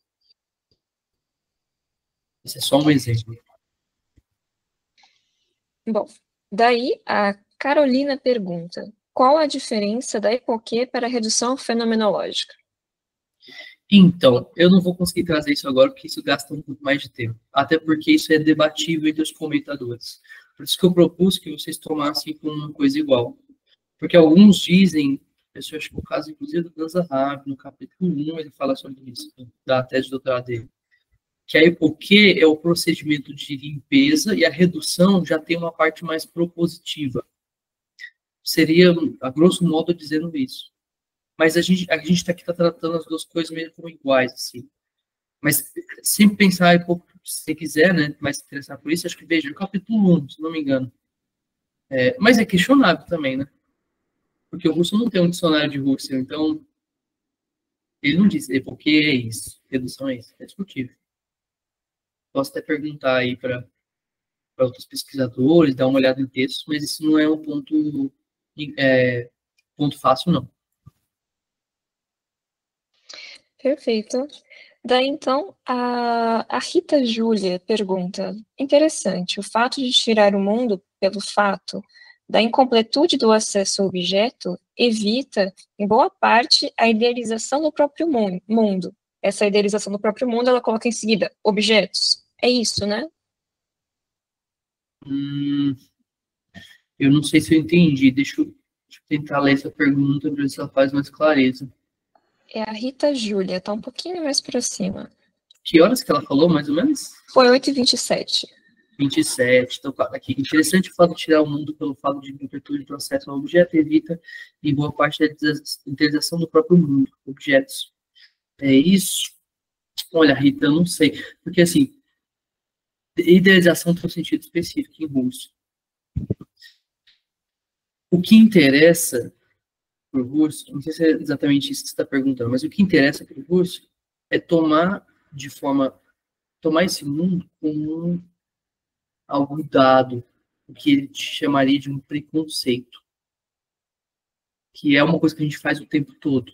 Ele vai dizer que quando a gente vive antes da epoquê, a gente vive na atitude natural, o que é o mesmo que dizer que nós naturalmente não questionamos o mundo. O problema é que não questionar o mundo não é uma atividade científica. O cientista tem que questionar tudo, até o limite, pelo menos para o Husserl. E aí, uma vez que você tira o mundo de validade, toma ele apenas como um fenômeno, você, em primeiro lugar, questiona uma coisa que era até então inquestionável, e em segundo lugar, você se exime de ter que tratar de questões que são, no limite, insolúveis, que uma delas é, o mundo existe ou não existe? Isso é uma questão insolúvel. Isso é uma garrafa ou não é? É uma questão insolúvel. Insolúvel justamente porque a gente nunca vai ter um acesso completo a elas. Não sei, espero que tenha respondido. Bom, as questões vão seguir também agora, né? A Sara Dantas pergunta, esse eu é a consciência intencional? Isso foi enquanto você estava fazendo distinção entre a epoquê, como suspensão da atitude e tal. Uhum. Eu gosto de trabalhar mais ou menos assim. O Husserl vai ter sempre vários conceitos que são diferentes. Eu, ego, consciência, etc. Cada um deles vai dizer respeito a mais ou menos a mesma coisa, mas tratando de temas diferentes. Então, quando a gente for explicar melhor o que é um objeto intencional, que é um pouco a minha intenção na aula que vem, aí a gente vai falar de consciência.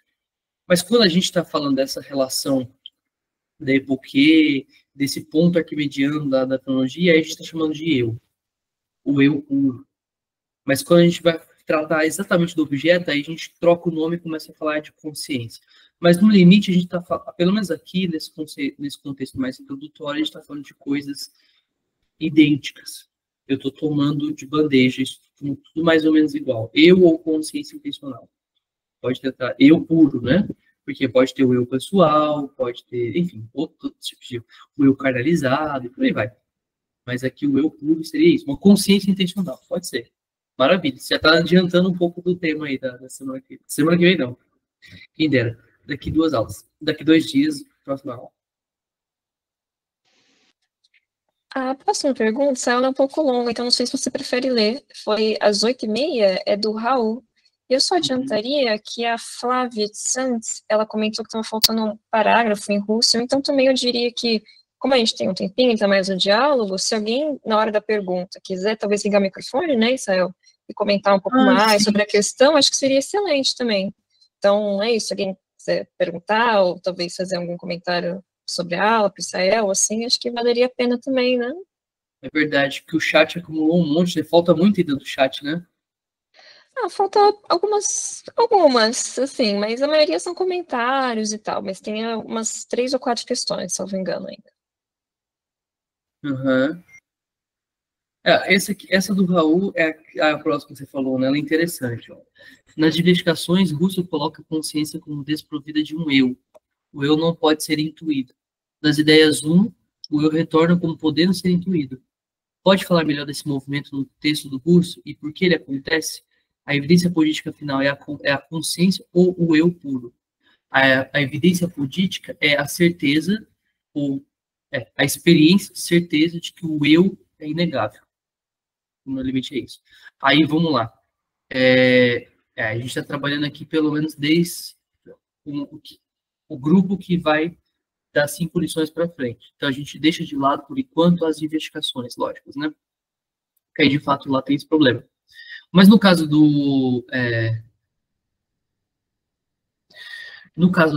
das meditações, existe a possibilidade de uma espécie de consciência de si. E aí, sim, então, no limite, a gente está falando de uma consciência que é consciente de um eu. Esse eu é a si mesmo. Que é quando você se percebe percebendo. É um pouco esse trabalho retroativo de olhar a si mesmo como um objeto. Aí, nesse caso, o objeto é o eu, não a consciência. Só que aí, justamente, a gente volta naquele ponto, né? Que eu tentei tratar as duas coisas aqui como iguais, porque para facilitar. Mas tentando agora complicar um pouco mais, então, quando a gente está falando de eu, a gente está falando de um objeto. Quando a gente está falando de uma consciência, a gente não está falando de objeto. Não existe a consciência separada, flutuando aí no nadinha. Não, não existe. O que existe são objetos. E uma consciência de objetos. Tudo que nós temos no limite são objetos, objetos diante de nós. E nós somos conscientes desse objeto. Mas não existe uma coisa separada que é a consciência. Ainda que a consciência tenha uma primazia, é ela que é consciente do objeto, não faz sentido dizer, por exemplo, existe uma consciência independente do objeto.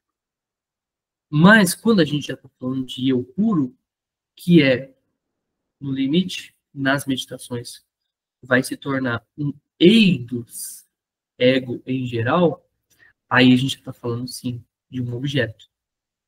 É a consciência desse objeto. Só que eu não quis tratar desse tema, porque esse tema é um pouco mais complicadinho. Se você tiver um pouco mais de interesse, esse parágrafo, mais ou menos, né? Esses parágrafos que seriam mais ou menos a consciência de si, consciência como eu, vão estar nos primeiros parágrafos da quarta meditação. Os 3 primeiros. 31, 32, 33. E 34. Né?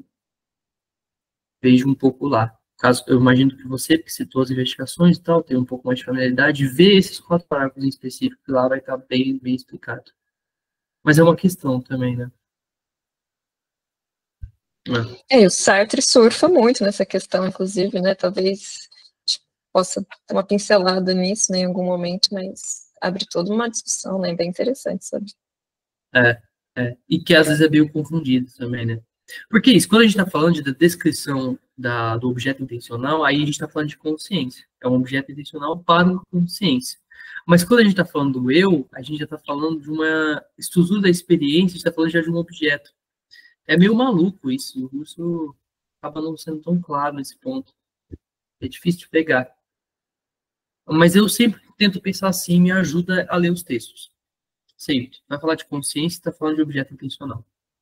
Vai falar de eu, mas está falando de outras coisas. Aí o fundamento não é a consciência, é o eu. E o fundamento que a gente está buscando. Ok. Bom, a próxima é a do Ismael Sampaio. Também é um pouco longuinha, é 8h34. Do ponto de vista da ciência, como conhecimentos universais seriam construídos? Se eu assumo apenas a existência do eu, então apenas poderia realizar afirmações através de analogia? Eu não sei se exatamente a gente assume a existência do eu, a gente assume a inegabilidade do eu.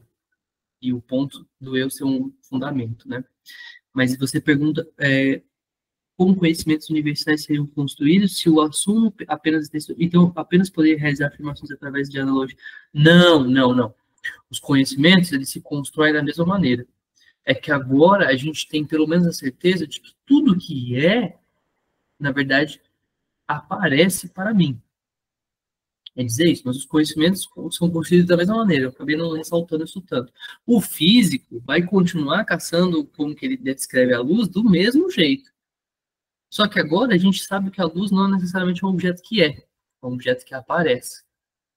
E que no limite, todo conhecimento deve, de alguma maneira, estar fundamentado na coisa mais basilar de todas, que é o fato de que as coisas são para mim. Mas aí só uma questão, você falou conhecimentos universais serem construídos, a parte da questão da universalidade, que ele vai chamar essa característica eidética, o eidos ele nunca é construído. O eidos ele é intuído. Você vê o universal, mas isso é uma questão complicada do Russo. Acho que não sei se vale tanto a pena trazer aqui agora. Mas é uma questão aí, você pode pesquisar, que enfim, é o fato de que a gente vê universais. Uma loucura, mas posso trazer, talvez, se sobrar mais tempo, eu posso falar mais sobre isso na próxima aula. Só uma coisa, tem alguém que tem o interesse de falar aí, abrir o microfone e bater um papo também? Que eu acho que a gente gastou muito no chat, né? Nós temos ainda 10 minutinhos, talvez. Talvez um pouco menos. Eu já me encontro fatigado também. Gostaria de pedir licença para fazer o comentário. Porque eu acho que assim, esses movimentos do texto do Husserl, né, principalmente entre esses 3 textos, as investigações, ideias 1 e meditações, acabam apresentando algumas contradições que vão ser largamente denunciadas pela fenomenologia francesa, né, principalmente pelo Sartre e pelo Merleau-Ponty. Porque o que o Sartre vai colocar principalmente lá na Transcendência do Ego é que se o eu é um objeto, ele deve cair sobre a hipoqué. E aí a única evidência apodítica possível é a consciência entendida como intencionalidade. Né? O eu, para o Sartre, é o eu empírico. Né? E ele acha que o Husserl, a partir do momento que ele tenta, nas palavras do Sartre, fazer esse tratamento privilegiado do eu, ele acaba retornando ali aos arquétipos de uma subjetividade, né? Uma essência humana, a alma, a natureza humana. Isso vai ser muito complicado para o desenvolvimento da fenomenologia como um todo. Né? O Heidegger já começa a denunciar isso quando chega o Sartre e o Merleau-Ponty, o negócio fica mais radical ainda, né? Digamos assim. E eu, particularmente, tenho muita dificuldade com esse vai e vem dos textos do Husserl. Né? Ora é, ora não é, mas, de fato, como comentaram aqui no chat, isso aí eu acho que ao longo das outras aulas a gente vai poder discutir de forma mais enriquecedora, vai ser bastante interessante. E agradeço a exposição, Céu, foi excelente, muito bom. Valeu, Raul. Não, e eu digo mais ainda, não é questionável colocar esse eu como objeto, ele também não cai na epoquê, né? Mas a própria ideia de ciência também é algo não questionável na epoquê, né? Por que assim? Por que uma ciência precisa de fundamento? Ah, mas você não quer trabalhar com zero preconceitos? Mas a própria vontade de trabalhar com zero preconceitos já é um preconceito científico, né? Uhum. E isso é uma outra questão. Tem um colega nosso de trabalho, o Celso Marques, que trabalha exatamente com isso, que o cartesianismo no Husserl é algo que também não passa de porquê. Mas, enfim, essas são questões que eu particularmente concordo com você, acho que o Husserl não resolveu muito bem. Eu acho que a crítica sartreana faz sentido. A meu ver, falar muito desse eu puro não tem muito sentido para mim. E o que talvez eu tire de mais valor para o Husserl seja as descrições do objeto intencional. Eu acho que nesse quesito tem realmente coisas que são muito valorosas ali. Sim. Quando ele vai explicar como que funciona a experiência, eu acho que ali tem coisas legais. Mas quando ele vai falar de ego transcendental, eu acho que ele realmente dá uma patinada mesmo. Eu particularmente não gosto tanto. Tá? Acho que está certíssimo. Né? Não tenho muito a acrescentar, porque eu não vou fazer oposição. Essa é uma boa crítica. Ainda que o Husserl diria isso, né? Não, eu não tô... O eu sobrevive justamente porque você não consegue negar ele. Porque se você negar ele, você nega a própria possibilidade de negação. Que é o argumento que eu trouxe, né? Uhum. O Sartre vai chamar isso de consciência de segundo grau, né? Falar, olha, isso é consciência de segundo grau, né? A consciência refletida, a intencionalidade é outra coisa, né? Se sustenta por si só, sem precisar disso, né? E tal, mas... É verdade. Eu acho que sim. Eu acho que você pode fazer uma filosofia sem esse eu. Com certeza. Eu estou bastante convencido disso. E eu nem me acho um sartreano, mas eu acho que essa crítica é razoável. A crítica do Heidegger, porém, eu acho ela menos razoável. Eu acho que o Heidegger peca justamente em não entender direito o que é porquê. Porque não é negação do mundo. E o Heidegger, acho que ele erra nisso. Se tem algum heideggeriano aí que quiser defender, acho que não está negando o mundo, ele está só pondo de lado. É uma questão também. Você pode falar, por que para fazer ciência precisa de pôr de lado o mundo? Você pode fazer a pergunta para o Russo. O Russo fala, tem que pôr porque isso aqui não é um bom fundamento. Perfeito. Maravilha. Eu acho que acabou no final das contas, nos faltam só 5 minutos, então talvez espaço para mais uma pergunta falada. A gente tinha uma que ficou no chat também, mas parece uma pergunta. Na verdade, 3 que ficaram no chat, mas parece coisas rápidas, assim. Uma Por exemplo, o do Leonardo Ramos comentando, essa filosofia tem a ver com a fenomenologia do Bachelard? Algum tipo de diálogo, reflexo, ou são vertentes diferentes? Eu já vi algum texto sobre isso, mas eu não me recordo quem, nem onde publicou. Então, talvez na aula que vem eu traga. Mas tem pontos que se fazem com o Bachelard. Ainda que, por exemplo, não sei, não sei se eu acho que o Bachelard, por exemplo, não sei se eu já colocaria ele nessa corrente chamada fenomenologia. Acho que já é uma coisa mais diferente. Outros eu colocaria, mas o Bachelard talvez não. De qualquer maneira, o Bachelard leu fenomenologia, né? Todos esses franceses ali, a partir de 40 para frente, praticamente foi inevitável, né? Mesmo Deleuze, alguns que são antifenomenólogos, né, eles tiveram que ler, justamente por serem anti, né? Quais que são as outras duas? A outra, talvez, se você quiser ler, é a Ana Carolina, que ela estava especificando. Lembra aquela dúvida ficou lá em cima, que a gente comentou de abrir o microfone? Ela preferiu escrever. Uhum. Aí ela diz 8h41 aqui. 8h41. Ela falava que faltava um parágrafo, né? E aí ela especificou do que se tratava. Mas ela falou que se for muito complexo, dá para falar depois também, mas ficou aí aberto. A minha dúvida é essa, né? Está mais relacionada à segunda redução fenomenológica, que em tese o Merleau-Ponty diz que Russo não consegue completar esse passo. Segunda redução fenomenológica? Não sabia que tinha uma segunda. Por isso perguntei depois que redução. Ah, tá. Mas foi muito complexo, podemos deixar para depois. Ah, tá. Não, entendi. É que eu não sei se o Russo veria como primeira e segunda.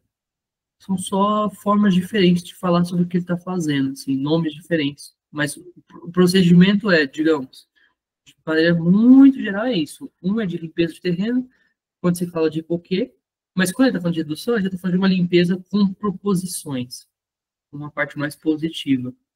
Mas aí, então, no caso do Merleau-Ponty, muito provavelmente o que está chamando de segundo é justamente a parte propositiva, que talvez foi o que o Raul trouxe também, né? Que aí, putz, cheguei ao eu, aqui do eu, vou construir muita coisa. Aí o Merleau-Ponty deve, provavelmente, não deve, né? Com certeza, ele vai fazer uma crítica em cima disso. O problema é o eu.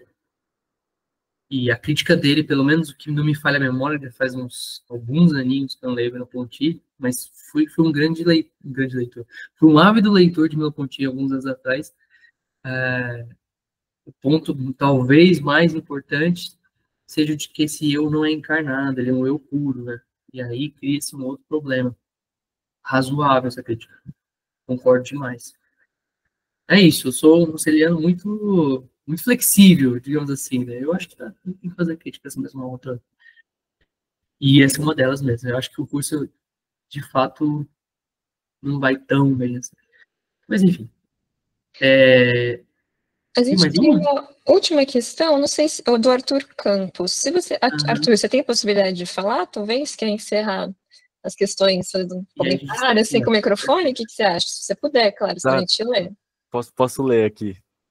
Eu fiquei com dúvida, porque tipo, eu não sei se eu interpretei errado, mas eu pensei, por exemplo, após a hipoquê e colocar o eu como a evidência apotídica, a gente não retorna, de certa forma, ao problema inicial de que é considerar o mundo, ou pelo menos os seus fenômenos, como um ser?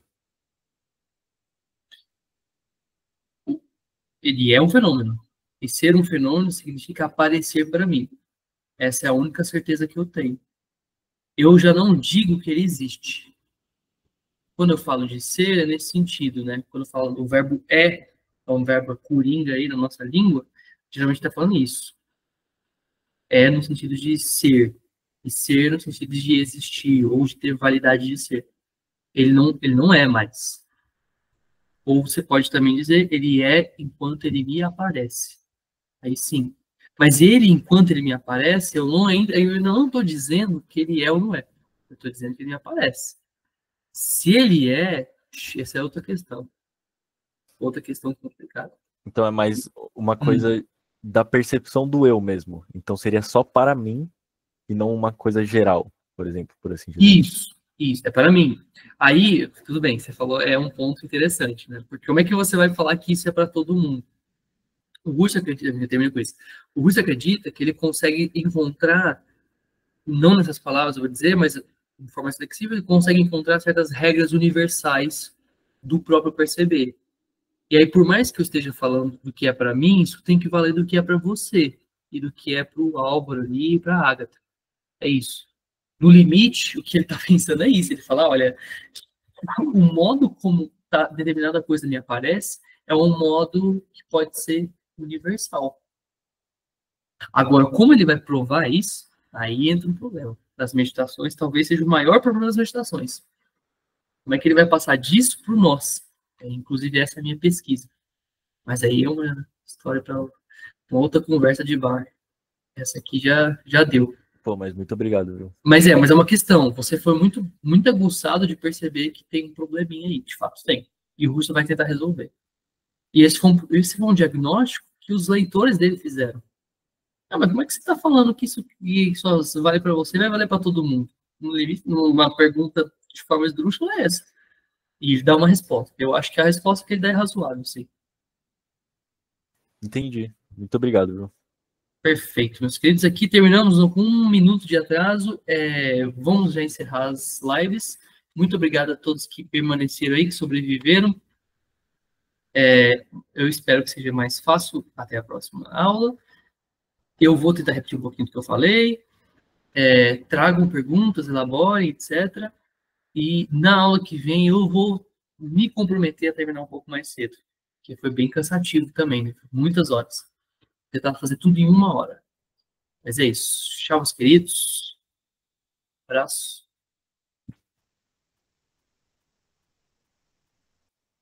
Até mais.